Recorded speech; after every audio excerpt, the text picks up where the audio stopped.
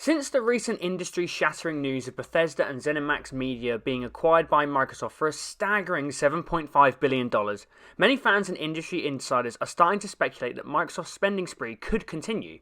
This time though, it could be possible that Microsoft's eyes are turning east to the fabled video game land of Japan.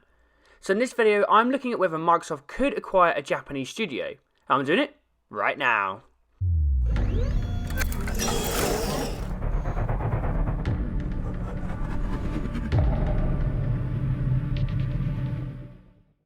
Hey squad, Sykes here, and thank you for taking the time out to click on this video.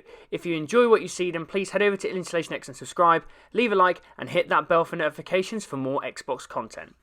With the launch of the Xbox Series X fast approaching, many fans are speculating about whether Microsoft may have any more big announcements squirreled away. It's no secret that for the last 2 decades, Microsoft and the Xbox brand have failed to break into one of the biggest gaming markets in the world, Japan. Microsoft have recently opened up about their failings with the Japanese audience and how they are working to change how they approach the difference between Japanese gamers and gaming culture compared to the West.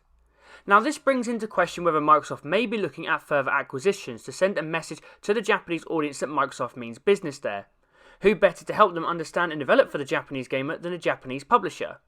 An acquisition of a big Japanese publisher would not only have a huge impact in Japan, but would also have a knock-on effect on the other global markets such as North America and Europe. Japan is brimming with amazing development talent and IP that Microsoft may be looking to get their hands on. However, having spent a staggering amount on the ZeniMax and Bethesda deal, will Microsoft CEO Satya Nadella greenlight another megabucks deal, or will Phil Spencer and the rest of the Xbox team be looking to get a good deal for a much smaller sum? So I've decided to have a look at some of the biggest video game publishers in Japan and discuss whether an acquisition by Microsoft is feasible at all. First up, Bandai Namco. Bandai Namco have a rich history in video games and have the IP to prove it. Bandai Namco own franchises that include the critically acclaimed and award-winning Dark Souls series, along with fighting standouts Soul Calibur and Tekken. They also have in their arsenal Ace Combat, Dragon Ball, and MotoGP in their lineup. Bandai Namco have also published the generation standout The Witcher 3 Wild Hunt in Europe and Australia. The problem for Microsoft though is that the fact that Bandai Namco are doing rather well. The company is currently valued between $11 and $15 billion, meaning that any acquisition of the video game development branch of the company is going to be very, very expensive. Though having an IP like Dark Souls exclusive to Xbox platforms would be insane. Square Enix are a fascinating company, as they are probably one of, if not the most Western of the Japanese publishers, dipping their toe into a range of IP beyond the traditional JRPG styles. However, Square Enix also contains some of the most popular JRPGs in their locker. Notable IPs include the world-renowned Final Fantasy series as well as the beloved Kingdom Hearts series. Importantly as well is the fact that Square Enix also own Eidos Interactive, the developers of the Western-style Deus Ex and Tomb Raider franchises. A barrier that Microsoft would have to overcome with any approach towards Square Enix is their relationship with rival Sony.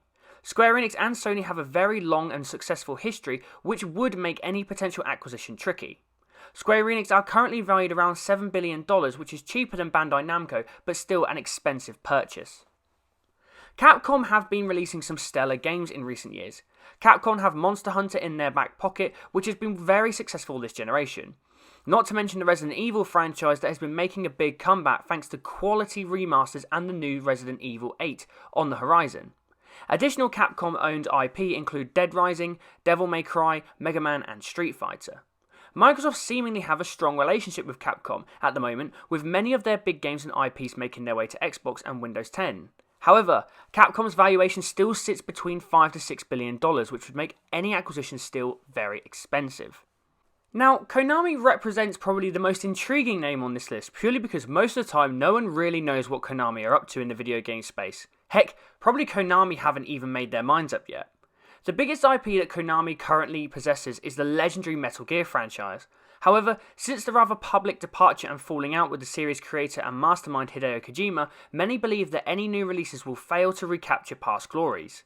Konami also has a solid stable that includes the likes of Castlevania and Pro Evolution Soccer. However, Konami have a much greater reach in Japan outside of video games.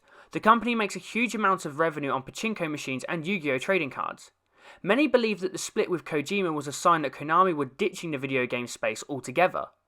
A current valuation of $4.5 billion makes Konami more affordable than those previously mentioned, but is it really good value for what Konami can offer Microsoft? This may be a spiderweb not worth getting tangled in. That brings us to Sega, and always they say leave the best till last. Now Sega brings with it a massive range of IP and the deepest compared to the publishers mentioned previously. Sega owns some very interesting IP that Microsoft could see clear value in bringing to the Xbox platform. Some big names in the Sega stable include Bayonetta, Phantasy Star, Shenmue, Sonic and Yakuza, with Microsoft already building a strong relationship with Sega to bring Yakuza Like a Dragon and Phantasy Star Online 2 to Xbox as timed exclusives. However, the most interesting IP in all of this is Persona, developed by Atlus, who are owned by Sega. Persona is currently a PlayStation exclusive and one of the major IPs in the PlayStation library. Now, the other reason why a potential Sega acquisition is so intriguing is because unlike the other publishers whose market value is on the rise, Sega's is on the decline. Currently, Sega's valuation stands at $1.2 billion, which makes them by far the most affordable. It could mean that Microsoft would likely have finances to spare to pump into Sega to get the company back on the up. The acquisition could see more than 10 new studios added to Microsoft's development studios, taking the total to more than 30. That would be insane considering that Microsoft only had 6 first-party studios before the acquisitions began in 2018. It is currently no surprise that rumours are hot that a Microsoft acquisition of Sega could be on the cards. After all, they have a good relationship, and Sega are by far and away the cheapest choice. It generally makes sense that this could happen, but it really depends on whether Microsoft have enough resources available to them to make this deal happen, or whether they risk stretching themselves too thin. After a recent post on the community page of InstallationX, a lot of you think that an acquisition could happen either now or maybe sometime in the future. We will have to wait and see if Microsoft intend to make any big moves in Japan and whether any acquisition of a Japanese publisher is on the cards or whether we are all just living in an Xbox dreamland. Well squad, I hope you enjoyed this video. If you did, then please make sure you head over to InstallationX and subscribe, leave a like and hit the bell for notifications for more Xbox content. Let me know your thoughts on whether you think Microsoft might make any more acquisitions in the comment section.